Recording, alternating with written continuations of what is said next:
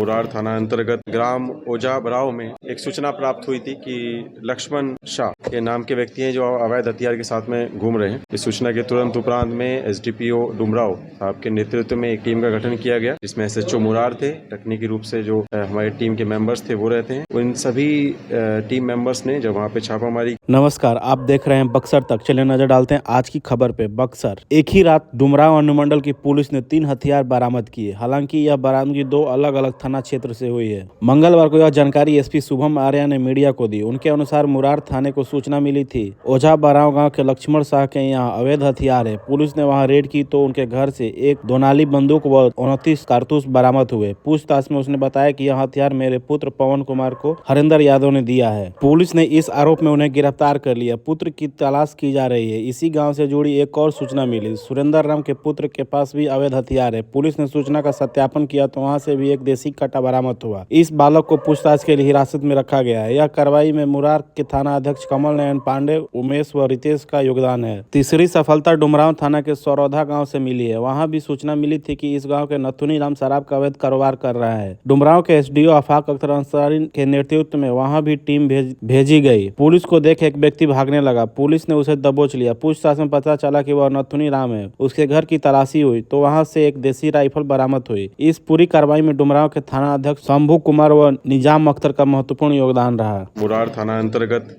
ग्राम ओझा बराव में एक सूचना प्राप्त हुई थी कि लक्ष्मण शाह के नाम के व्यक्ति हैं जो अवैध हथियार के साथ में घूम रहे हैं।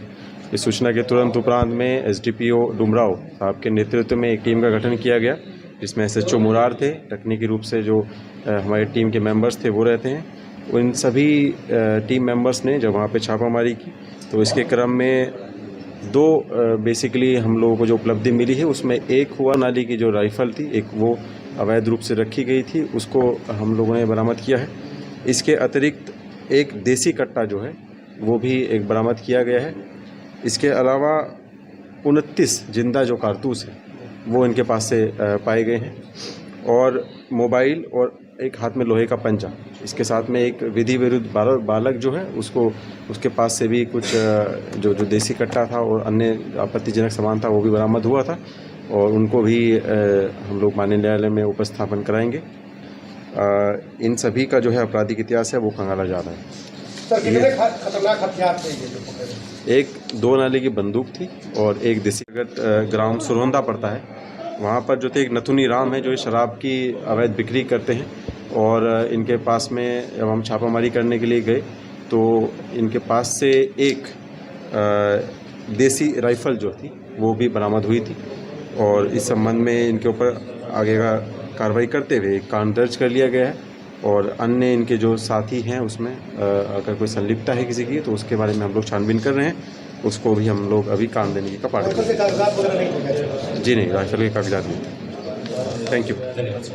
इस जिंदा कारतूस थे, क्योंकि संख्या बहुत ज़्यादा था कारतूस का, उसको मान सकते हैं कि ये बहुत ही भारी मात्रा में इन्होंने स्टोर किया हुआ था और इन्होंने कहीं और से ये मंगवाया था। तो इसमें हम लोग और भी छानबीन कर रहे हैं, किन किन व्यक्तियों की और इसमें भूमिका है उस पर भी हम अभी छानबीन करेंगे। उनको भी कांड में उनका जांच की जाएगी। और अभी तक इन्होंने उस तरह से नहीं बताया है। इनके द्वारा जो बताया गया है वो ये है कि हमें एक दूसरा व्यक्ति जो है उसने हमें रखने के लिए दिया था। इन्होंने अपनी मंशा को उजागर अब तक नहीं किया है, लेकिन वो छानबीन के क्रम में हम वो सभी चीज़ों को, सभी पहलुओं को इसमें जांच करेंगे। Thank you. दूसरी घटना